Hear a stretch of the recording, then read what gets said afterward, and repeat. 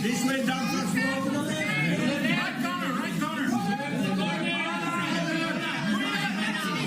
corner, right corner.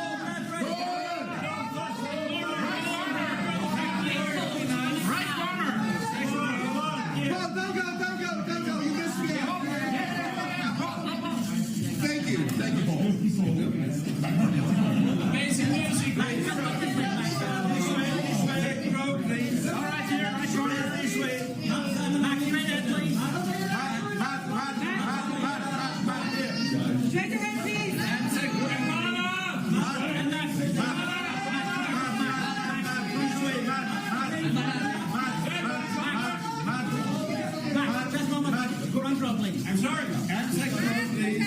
And in the middle, please. And second row, please. Thank you. Thank you. Hello,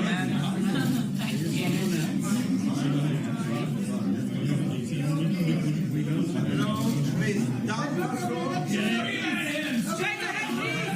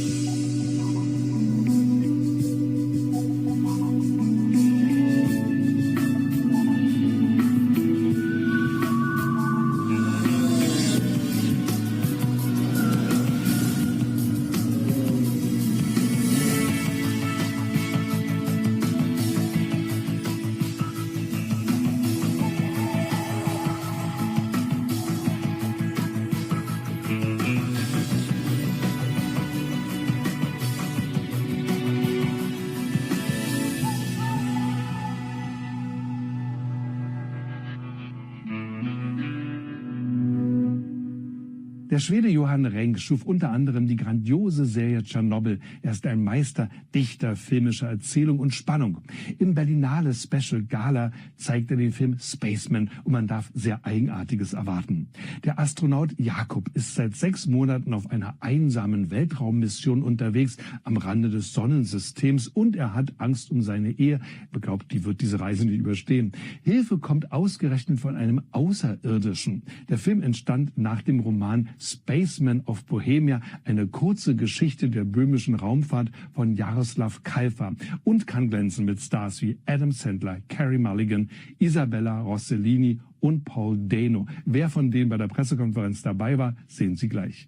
But you know, when you love someone, you're meant to amputate a piece of what is you and replace it with a piece of the other. Do not be afraid. What is this? Being amputated so much of myself, I don't even know who I am anymore. What have you given up, huh? Whatever.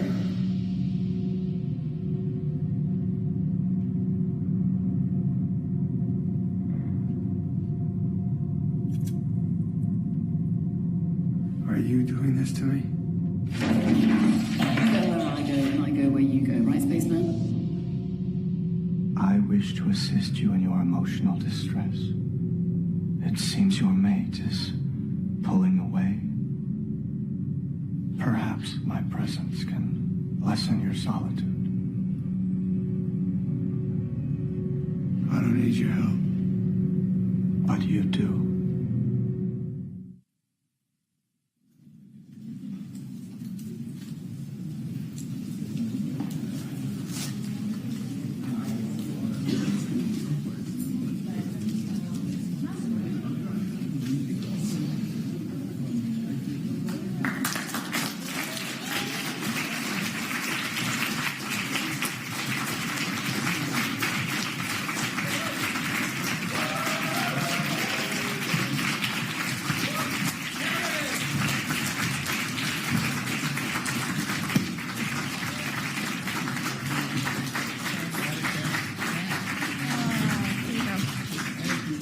Okay, wonderful. Good afternoon, everyone, and welcome to the 74th Berlinale, the Berlin International Film Festival, and this afternoon's press conference for the world premiere of the Berlinale Gala special, Spaceman. Yeah. Yeah. The Spaceman. We're throwing this on? Wonderful. So okay, we'll just get a couple of last photos and then we'll settle so we can get started. Thank you. All right. Thank you. I did it. Yeah. Okay, thank you. Thank you very much. And so looking forward to everyone's questions, everyone who's here to really celebrate tonight's world premiere. Yes, thank you, in the center. Yes, we'll get a mic to you. And just before we start, I want to make sure that we introduce everyone who's here on the panel. So just take a moment. So starting at the very end, my far right, we have the producer of the film. Oh no, we have my apologies. We have the composer, Max Richter, an excellent composer. Oh my goodness.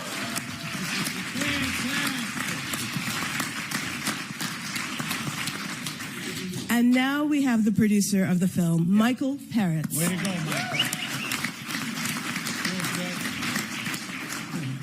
We have actor Kunal Nair. Yeah.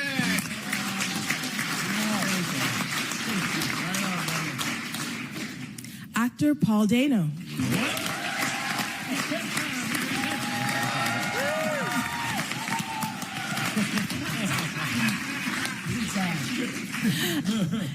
Actor Carey Mulligan.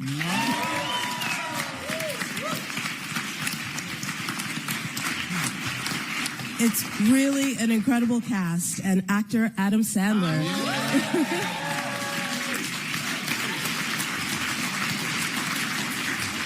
And the executive producer and director of this great film, we have Johan Renck.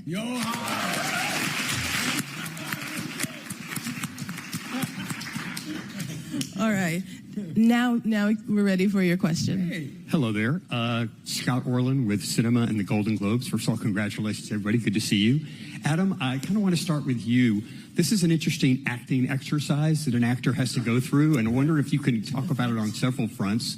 Yeah. One is the wire work that you had to do. Yes. How empowering or disconcerting was it? And then the whole relationship with Hannes, it almost seemed very therapeutic in a sense. Yes. But how interesting was it or what did they utilize for you as an actor to work against? And how therapeutic was that experience? The wires were tough because my body's not the most flexible body. The wires hurt me. They dug into me. The stuntmen who would wire me up every day, I would say, "Ooh, that hurts," and they didn't believe me. And then, we did it. We did it as a team. Johan would say, "You don't look like you're floating. What are you doing?" And then I would say, "What should I do?" And then they'd wire Johan up, and he'd be like, "More like this."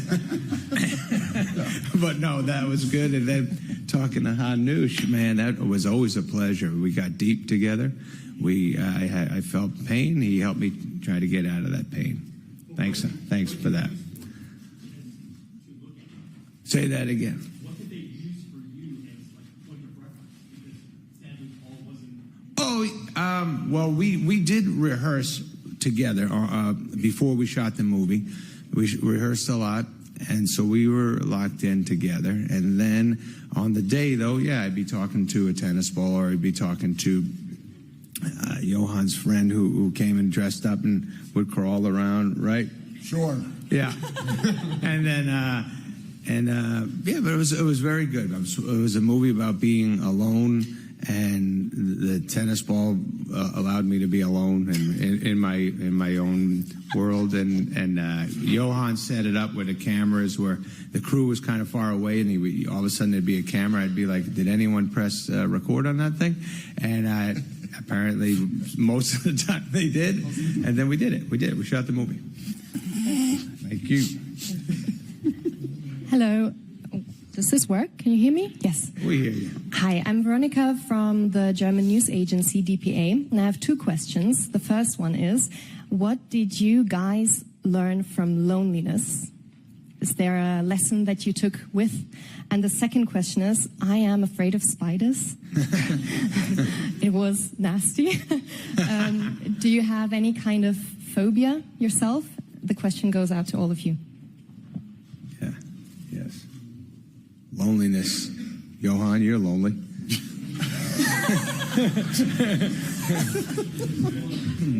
Yeah. The lessons about loneliness. I mean, I think, it's a perpetual condition, a human condition, isn't it? That we're trying to overcome as best as we can in every sense. And I think, we were making this. We shot this movie in the tail end of the pandemic. Mm-hmm. Everybody was sort of locked in, and we were having these weird experiences and dreams at night about socializing and all of that. And that obviously extended into set. Like Adam said, we shot the whole film from cranes, so Adam was very much alone in set, and we had like big 70-foot cranes. Yeah. Sticking into the set, so this little guy was hanging there moaning, crying about this rigs. No, but anyways, I mean, obviously, yes, the film is about loneliness, but it's also about disconnection, I think. I think these are two separate themes. And that's kind of what I have to say about this. Yeah. When it comes to spiders, I have arachnophobia for sure. Yeah. But with 4 kids, I've been forced to overcome that because every fucking day I have to go scare some spider out of a room. And now my arachnophobia is kind of cured by children. So. Yes. And on that theme of loneliness, I think for the composer, for Max Richter, that's a good question to think of. I'd love to hear more about the sound of space, the sound of silence, of echoes, reverberations of space. Yeah, I mean, space is a wonderful thing for a composer because it's by definition empty, so you have the opportunity to sort of paint colors into it. And invent a kind of an emotional space for everything to happen in. This is the film is actually full of feeling. It's actually a very tender story, I think, underneath, and very beautiful. So for a composer, something like that is really a gift, because music is an emotional language, and it's also something which connects people. And ultimately, for me, the film is about people trying to connect. Okay, we'll go to who next has the mic. That was great. Okay, yes. Hi, this is Carol Guerrero from W Radio, and a question for Adam Sandler. Adam, this is your first time here at Berlinale, yes. So how this experience is being, and also we will see you more often doing drama. And for Carey Mulligan, this is like the award season in the world. So do you think about it, or do you get nervous thinking about it? Thank you. I'd love to hear you, Carey. Go ahead, go get him. Do I think about it? Yeah. It's basically all you do for a period of time when you're lucky enough to be in a film that receives lovely recognition. You know, it is called a season for a reason. So you do spend a lot of time traveling and going to things and meeting people, and I think that's the best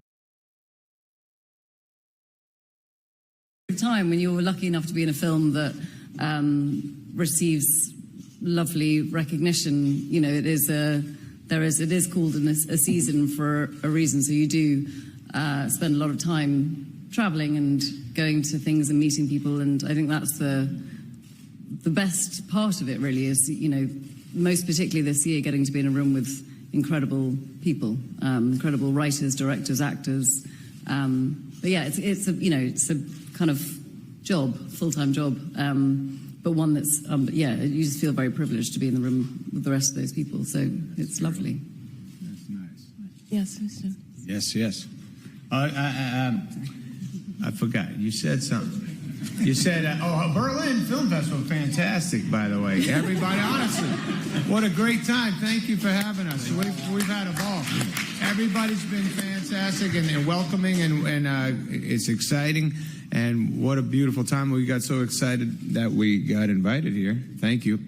And then we've been going out to eat. We've had great food so far. 2 for 2. 2 nights we went out. Both delicious. We were going to go to a club last night. It was closed. We looked around. It was not, no one would open up for us. So we went to a bar, had a great time. The playlist wasn't perfect. No.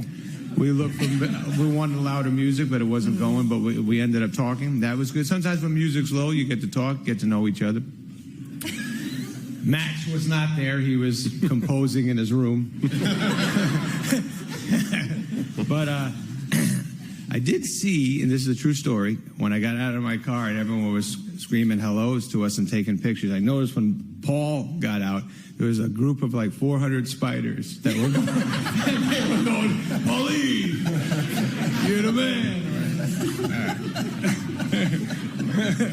All right. We will see you more often doing drama? Yes.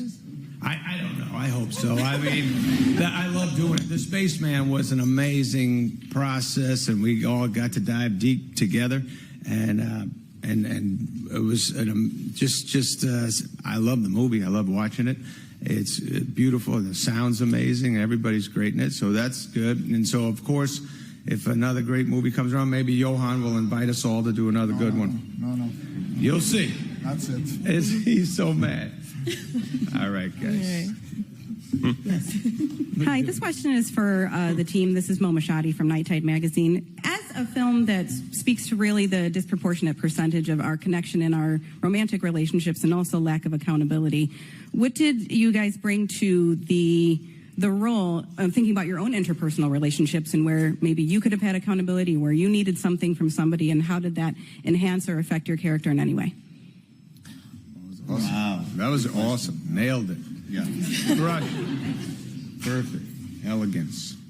Anyone got it? Who's going? I don't know if there are some things, I think, as an actor that you probably don't speak to that are, you know, there's things that we all draw on in every performance that are deeply personal from all different parts of our life, and I think unpacking it for people kind of takes away a little bit of the work or the interest in your work, and what's more interesting for an audience is to put their own lives into what they see. But I will say on the subject of isolation, I do think, bar Adam hanging on wires on his own, you did have stuntmen near you and Johan of it. So we had what's so beautiful about film, I think, and about all of the kind of different things that we make in plays, and is that, you know, there is like bedded in community into everything we do in the crew. Right. And we had the most phenomenal crew.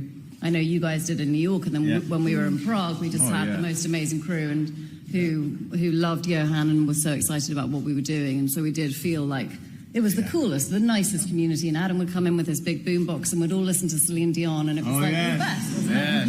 Yes. He didn't choose Celine Dion, but I chose Celine Dion, and he let me. I like. You did. Love the Celine. Yeah. Okay. Yeah. Hi, it's a double question to Mr. Adam Sandler. I'm Rodrigo from Correio da Manhã. I'm from Brazil, where 51st Dates has been shown on television every single day since 2004. Really? So, yeah, every single day. Dubbed by Alexandre Moreno, the biggest dubber in Brazil. He plays your voice. That's nice. Yeah, my question to you is, 51st Dates is a movie about losing control of memory. Right after you did Click, a movie about losing control of time. What's the relation between memory and time in the story of Jacob? My goodness. That was fantastic. First of all, that's great news on Brazil and 51st Dates. Thank you. I kept wondering, why do I keep getting all these checks from Brazil? And thank you, everyone in Brazil. Your question was deep, man. I'm telling you, this jet lag thing's killing me. While you were saying it, I was going, I have no idea what I don't know what's going on right now. I was stuck on the 51st Dates Brazil, and then I lost you. But you said, what the hell was the question again? You said something great. Time and memory. Time and memory. They connect, and everybody knows why. No, but yeah, man. I don't know. Thank you. Oh, shit. We did it. Okay, we have another question over here. Hi, it's Pavis from RTL Television Germany. Nice to meet you all. And my question is, thank you very much for sharing the stories of the wires with us from the beginning of the press conference. I would raise the bar. Could you please tell us, because at a science fiction production, everything can happen. What was your weirdest day on set behind the scenes that we don't see on screen? Something happened that should not happen, or weirdest day? Weirdest day on set. Yeah, it was a bunch of nice times. I don't have, going back to that question, I don't have either memory or time, so I don't remember anything. Were we even there? We were there, yeah. Yes. Well, I think, related to that, I would be really interesting to hear especially from Johan and from Michael Peretz about the creature design. Oh, yeah. Because it's really quite spectacular. Yeah, I mean, we had the privilege of this film is based on a very beautiful book called The Spaceman of Bohemia, written by Jaroslav Kalfur, and an amazing young writer with a brilliant mind, and so on and so forth. The spider, Hanush, is obviously described in this book, but in very impressionist terms, I have to say. And the beauty and the plights of making films is, try to translate, these impressionist sort of poetic, lyrical thoughts into something very tangible, which is Hanush. We worked with a brilliant concept artist called Carlos Vente, who I, came to love, a very, very peculiar and very, very talented man. And it literally became a sort of a dialogue back and forth, and him starting to do some drawings of it. And we, went back and forth, and I have thoughts on it. What I thought was going to be really difficult is, like, how do you make something that is both repulsive and scary and disgusting, perhaps even, and pathetic, but also kind of cute. And I spent a lot of time with Carlos trying to figure that out. It's like, how the hell do we do that?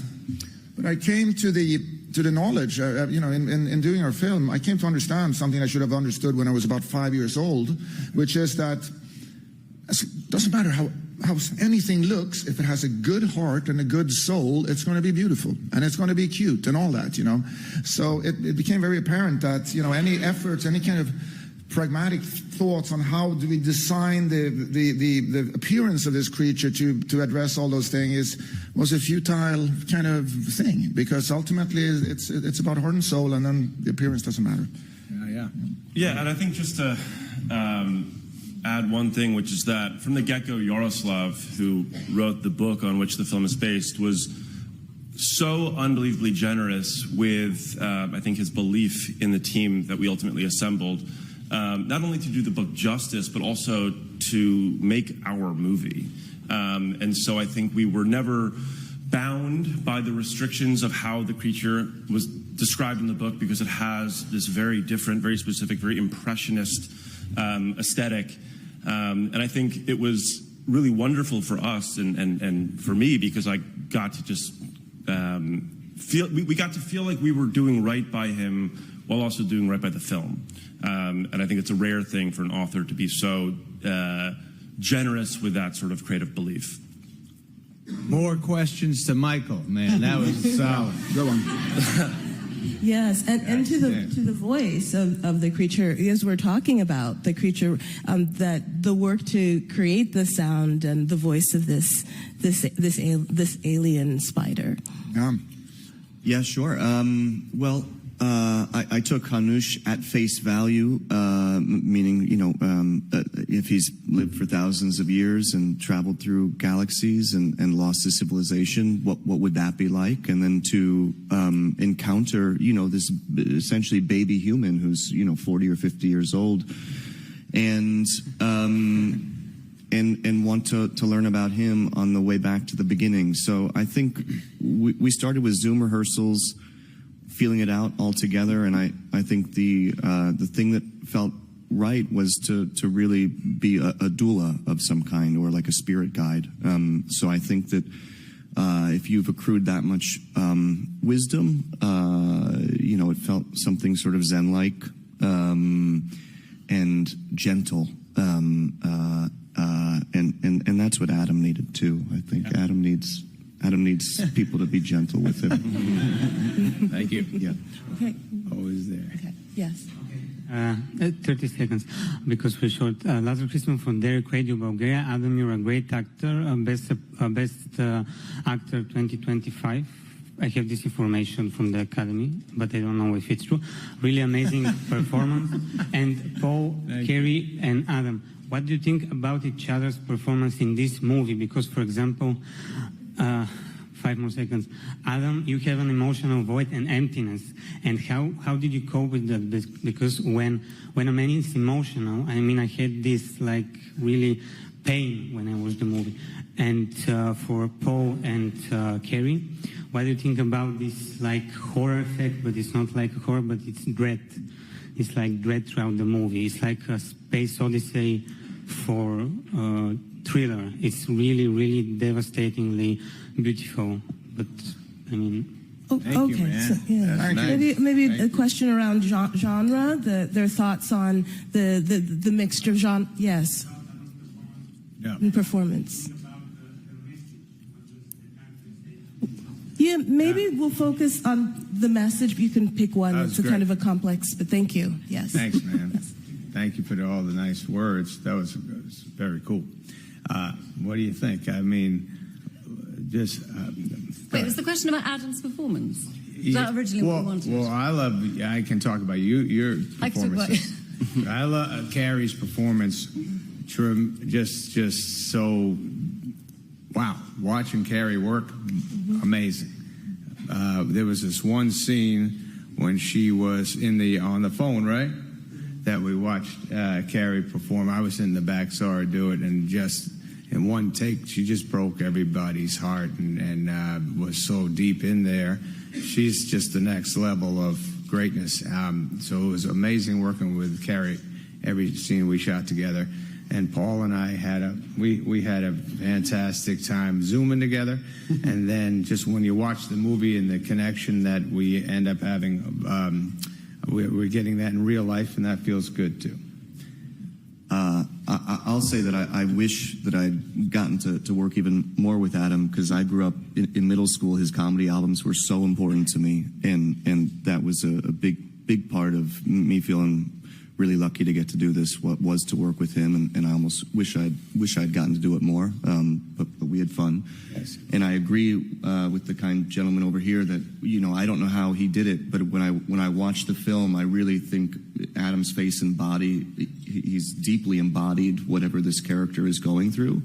And I think it's always cool to see an actor be able to do that, because you don't know how they did it, and sometimes I don't know if they do either.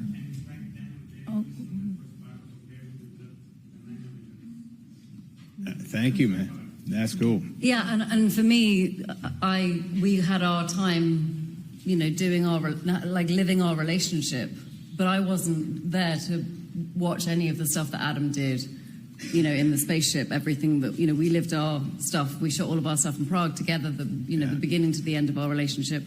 And it was the best fun and the easiest person to act with because he's so truthful and beautiful and soulful. But what's arresting about him and the spaceship on his own is that it's like some part of his soul has been crushed, or he does look like half alive or half mad, and I don't know how he did that with his eyes and his face and his body, and he hates us saying nice things about him. He's so phenomenal. I like it. Thank you. Yes. Hello, it's Yanis Raouzos from Greece. It's been a great pleasure having you here, of course, and the film was fantastic, in my opinion. I'd like to address a couple of questions to the couple of Carey Mulligan and Adam Sandler. How much this isolation, this alienation that they face as a couple needs the voice of something that is a great thing from outer something to reconnect them again. How much this voice in a psychoanalytical way works. And Mr. Diano, how did you work to project this voice both to yourself and the vision of the character and to the couple? How much at the end, how far we need to go to face ourselves at the end? I think, I don't know, shall I have a punt? Sure, please. I could tell you had an answer though. No. I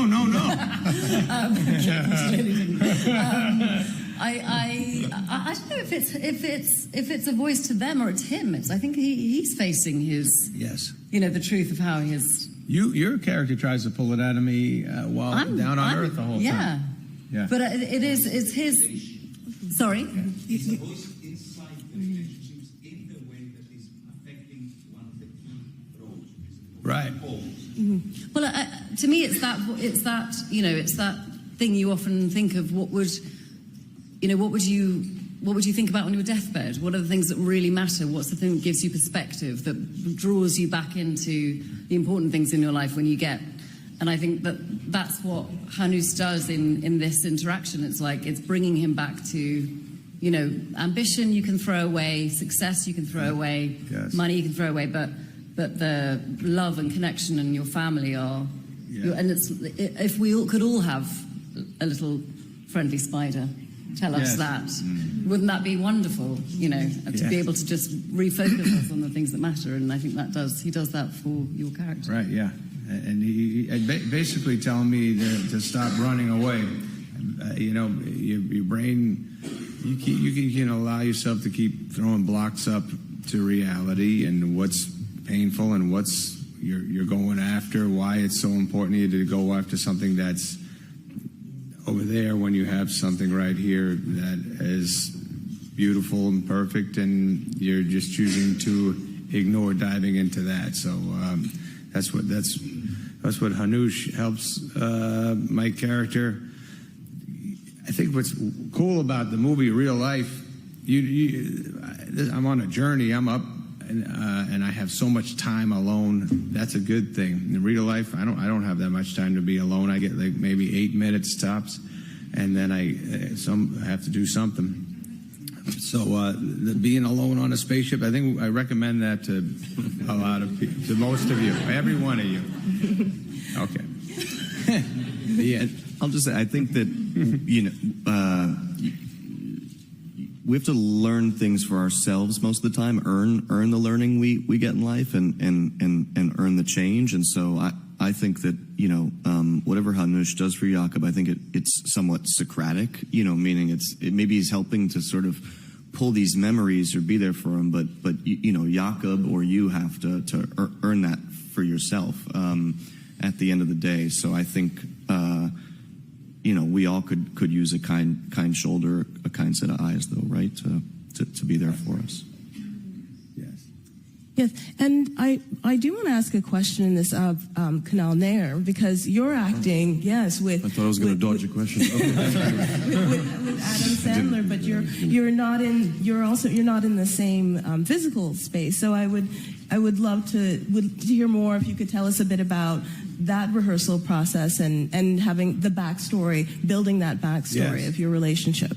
Adam, thank you so much. Adam and I I only got to work really with Carey because Adam shot all the stuff in New York and then you left. I think I saw Adam at the airport, maybe leaving.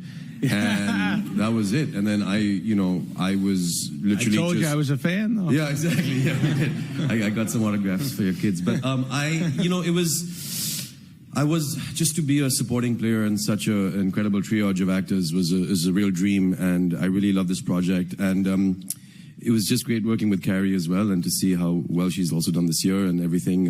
It was just a real joy for me. I wish I could give you a more complicated answer, but I really enjoyed spending some time in Prague. Oh, yeah. Yeah, baby. Thank you. Pilar Lopez from Filmpelicos, the Spanish media.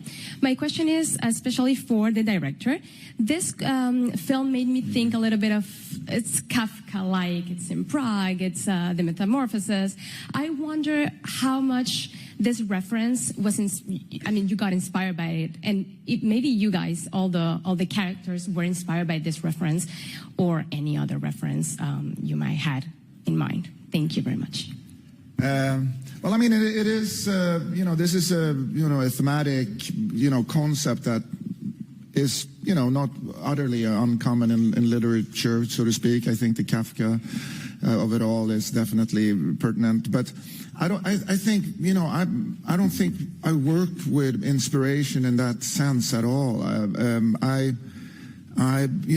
We have this film, this script, and it's all about what's lying in front of us and trying to understand what that is more than anything else. I do think that, the Kafka aspect of it on one hand, but for me it's really important that if we go down that road a little bit, is that Hanush exists. He's real. He's not a figment of imagination in any sense or form, because the minute he becomes that, the whole film becomes a folly, I think, So to me, there is a very sort of important moment in the film in which Hanush sneezes on Jakob's helmet, and there's like mucus on the visor, and he wipes it away and he looks at it, and the residue of that mucus is on that helmet for the rest of the film. And there's just no other way that cannot have been imagined, so to speak. It was important for me to have that as a signifier that Hanush is real. So the fever dreams or the hallucinations in the Kafkaesque world is kind of moot in that aspect, because Hanush is as old as the universe itself before he died, and he was there. So yeah. Yes. This is Mark Harapetian, founder and publisher of film magazine Spirit, The Smile and the Storm since his 16th living year. Adam, long time ago we met in Berlin with Kevin James for I Pronounce You, Chuck and Larry. Oh, yeah. And I really love Spaceman, and for me I think it's your best role. It's the role of your life. Thank you. So first I wanted to ask about loneliness, but many people ask it. So I just ask you, what's your all-time favorite science fiction film, and please give a reason for it. That's great. Thanks for that nice compliment. And right now the Spaceman is my favorite. Thank you. I can watch Spaceman again and again. Let's see.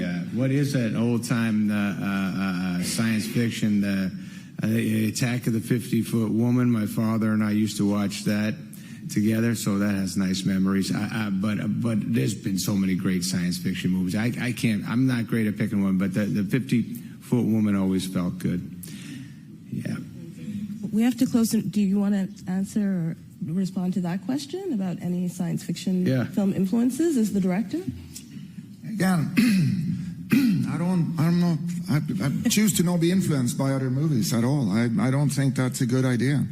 I think it's our responsibility to make movies that are not sort of, leaning on the shoulders of other films. Of course, they're part of our journey, but I think part of the idea is to make stuff that hasn't been done before, to take our experiences to a place where they haven't been before. I personally do not like the idea of using other films as a tool for my own filmmaking. And besides, I'm not really a film person anyways. I'm a book person. I read books.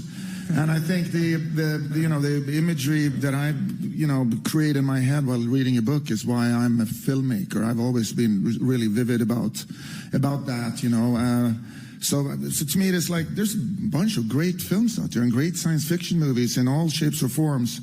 But I tend to kind of put on, a blindfold and try to do a film in ways that only we can do together. Us, the process of us being together and inventing a language that is not sort of resting on an existing one, to be honest. Thank you. Well, thank you, Johan, for bringing this team together, taking us on this journey with the film, and bringing everyone here today. Congratulations. Thank you, Berlin. It's a massive pleasure to be here, guys. Thank you so much. Thanks, Berlin. Thank you, everybody. Thank you. Bye, guys. Yep.